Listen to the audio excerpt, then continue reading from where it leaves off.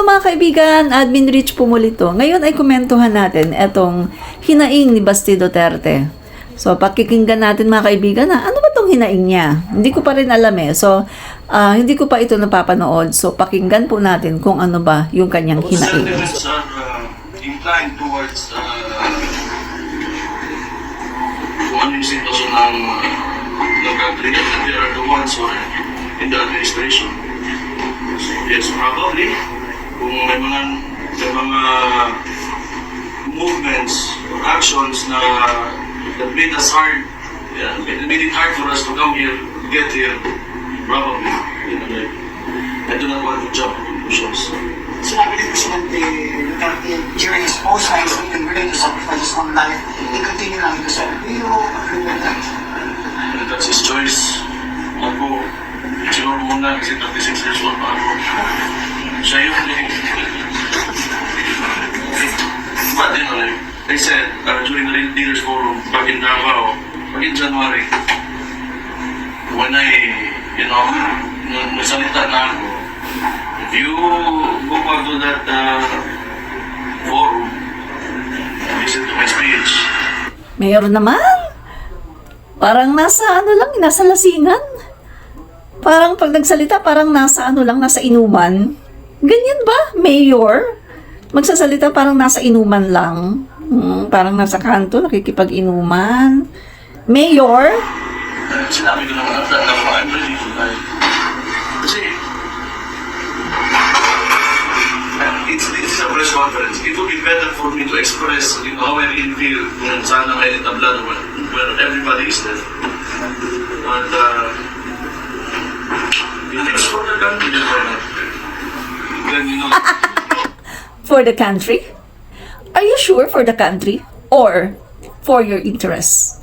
Para sa interes ng mga Duterte? Para sa interes ng mga didishits na gustong maghari uli sa Pilipinas? Hello! Alam naman namin eh. Hindi naman yun for the country, no? Raising proud children. Yung naman, ilang tanong nila. So, Kinsa mang hilabot sa imo? busy. Pero, Wala mang hilabot sa imo. Kay ang mga tao nga hadlock sa inyo na Duterte. Hadlock ang mga tao sa inyo. Agud, wala mang hilabot sa inyo. Kamo ang manghilabot sa mga tao. Nang hilabot mo sa mga tao inyong di ba? it's something na hindi ko kaya na makayaan lang. It's just really simple. It just have to let us talk. Like everybody else did before this administration. It has always been a practice in the Philippines.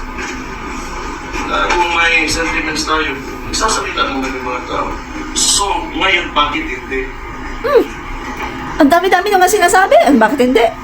It really is very frustrating. Hello? Frustrated pa kayo niyan? Kita nyo nga't maya-maya, binabanatan nyo yung Pangulo natin, ang First Lady, kung ano-ano nga pinagsasabi nyo, pinapababa nyo pa sa pwesto.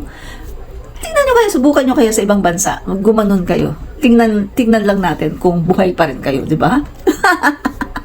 Hello! Hindi pa kayo, kontento sa ginagawa niyong panlalait, paninira sa ating Pangulo? I will reiterate that it's a very oppressive demonstration by this. Oppressive! Very oppressive administration. You must be kidding. Alam mo nga, kahit nga yung mga pinklawan na tinatawag, no? Kita mo, ang sinasabi nila ngayon, meron na silang freedom. Freedom of the press, freedom of expression, freedom na ihayag ang kanilang sarili. Kasi nga, nung panahon ninyo, nung panahon ng tatay mo, kinitil talaga. Walang demokrasya pagdating sa freedom of speech. Wala, di ba? O, tingnan yung ginawa niyo sa mga mamamahayag. At tingnan nyo, no, ABS-CBN, pinasara. Yung Rappler, o, di ba? Kaya nakakatawa ka, Basti Duterte. Sino ba naman mga tao? Sino ba mga kaibigan? Oh. So, ayan na, yung hinaing niya na kesyo. Ngayon daw, oppress daw yung kanilang freedom of expression. Di daw sila, hello! Sinasabihan nyo nga ang Pangulo natin na bangag. Di ba? na nagpupulburon. Sinasabi niyo, umalis ka na dyan, bumaba ka na dyan. Lahat kayo, di ba? Ano pa ang gusto niyo? Masyado niyo nang nilalait ang aming Pangulo, masyado nang talagang binibira ng sobra-sobra below the belt. Hindi pa kayo kontento? You must be kidding. Talaga naman. Okay, mga kaibigan, basahin natin yung, meron ditong mga pahayag ang mga taga-Tacloban, no? Tungkol dito sa Maisog Rally, mga kaibigan. So, pakinggan natin na, babasahin ko lang, no? Mga kaibigan, so, eto, isa sa mga pahayag ng mga taga-Tacloban. Ang sabi nila, yan, open letter para sa mga napakamaisog tikang hausang at Taclobanon. Mas maisog kami. Yan ang sabi ng mga taga-Tacloban. Mga warayan, mga kaibigan. Ang sabi nila, we respect RRD as we would any other former president. But today, we take exception to the Duterte's camp's attempt to flatter themselves that Taclobanos have been in any way been inconvenienced by reason of their attempt to stage an anti-Romualdez, anti-Marcos rally in Tacloban, the home base and baluarte of the Romualdez. First reason, flights have been fully booked is that the Tacloban airport is undergoing shortened operating hours due to necessary runway repairs. It is only operating between 6 a.m. to 6 p.m. daily. Even before, flights to and from Tacloban have been in demand given that it is the regional and economic hub. The situation has only been exacerbated by the recent bad weather, and the state of our air travel has nothing to do with your failed rally. See? So, nothing to do, no? Kasi nga, sa mga circumstances na nangyari, so wala dito yung kamay ng Pangulo, wala yung kamay dito ni FL Liza Marcos na sinasabi nila na ino-oppress daw sila, na hindi daw sila binibigyan ng freedom to express themselves, no? So ano pa dito? Second,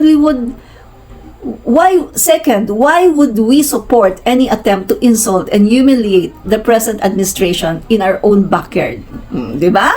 The Romualdezes and Marcoses have always had the Taclobanians back, while the Dutertes have been an ally to Taclobanos. Then why should not expect Taclobanos to simply abandon the Romualdez for them? Di ba? Mga kaibigan, mahal ng mga Tacloban ang Romualdez. Remember, yan po ang baluarte ng ating FL Imelda Romualdez Marcos. Di ba? Diyan pa lang mga kaibigan talagang hindi po pwedeng ang Tacloban ay sumuporta dito sa mautog rally na to. 'Di ba? Mahal na mahal nila ang mga Romualdez. Tapos nagpakasal pa si FL Imelda Romualdez kay FM, 'di ba? Kay President Marcos Sr. Hindi lalo na Romualdez and Marcos nagkasama, 'di ba? Oh, tuloy natin. Third, we will not support any attempts to destabilize the administration. Your napakakuntalos maisog na rally will not gain any dissent following from us because the present administration has been nothing but generous. They have been given Tacloban, the entire region, and Waraydons hope that someday we will be free from poverty and lasting peace. O, diba? Finally, diri kami musugot nga susugaron ang amon mga ginbutusan na mga ginhigugma nga mga opisyal ha mismo amon baluarte bisan siguro mga Dabawenyo diri musugot sugaron namon it mga Duterte dida mismo ha Davao City. Correct, di ba? Respeto. Mga DD sheets, learn to matuto kayo magrespeto. Huwag yung bara-bara. Yan ang kulang sa inyo Wala kayong respeto, no? Mag-aral kayo, pag-aralan niyo, no? Kuha kayo dictionary o tingnan niyo the word respeto, respect sa English, no? Pag-aralan niyo, ano ba ang respeto? Paano ba magrespeto sa kapwa-tao? Yan ang kulang sa inyo. Wala kayong respeto o hindi kayo marunong rumespeto sa kapwa niyo tao. Basta ang gusto niya, kung anong gawin nyo lang, kung anong gawin nyo, yun lang ang gusto nyo. Hindi kayo marunong rumespeto. Yun ang kulang sa inyo, no? Ano pa? Sabi pa dito, bahala ka mo, magrally, hit iyo, kununa, kunuhay, kamaisog ha, iba na lugar, pero ayaw la didi haamon hatakloban, kay kun maisog hira, mas maisog kami. Diba? Amon ini syudad, amon ini takloban, ayaw ka mo pagbuot, kun amo it amon gusto, ayaw dad it iyo binuwa ngan samok didi haamon, kun maisog ka mo, mas maisog kami. See? Oh, yan, mga kaibigan, isa lang yan ha, isa lang yan sa mga nagpahayag. Meron pa dito, oh. Hindi na natin babasahin yung iba, no? Meron pa dito. So, ibig sabihin mga kaibigan, hindi kayo pwede sa Tacloban. Baluarte yan ng Romualdez at ng Marcos. Respeto! Mga didi sheets! Matuto naman kayo magrespeto. Punta na lang kayo sa Davao. Or sa ibang lugar kung papayagan kayo, di ba? Ewan ko lang kung dito sa Cavite kung payagan kayo, pero hello, mga Caviteños, Marcos dito, Marcos country to. Why? Kasi mga kaibigan, ang dami dito mga taga Cavite. Marcos project to eh. Yung mga inilagay dito, mga binagsak dito ng mga tao, no? Galing sa iba-ibang lugar ng Manila na mga nawala ng bahay, dito inilagay sa Cavite. Kaya marami dito mga Marcos. No? So, ewan ko sa inyo, mag-ano na lang kayo, balik na lang kayo ng Davao. Doon na lang kayo para lahat gawin nyo. Magsisigaw kayo doon, murahin nyo ng murahin ang Pangulo. Yan naman ang gusto nyo, di ba? Yung murahin ng Pangulo natin. At pababain siya sa pwesto. Sige, gawin nyo lahat yan sa Davao. Pero wag yung gagawin sa mga lugar na ayaw ng mga tao. Di ba? Ayaw ng Tacloban. Ayaw nilang insultuhin ang administrasyon ngayon. Mahal na mahal nila ang Romualdez at ang Marcos. Kaya hanap kayo ng ibang lugar. No? So, yun lang mga kababayan. Admin Rich po ito. Bye! Fight fake news, expose the truth. In order to fight fake news, you have to expose the truth. Bye! Ating pong patuloy na suporta ng ating Pangulo Bongbong Marcos at ang buong administrasyon. God bless!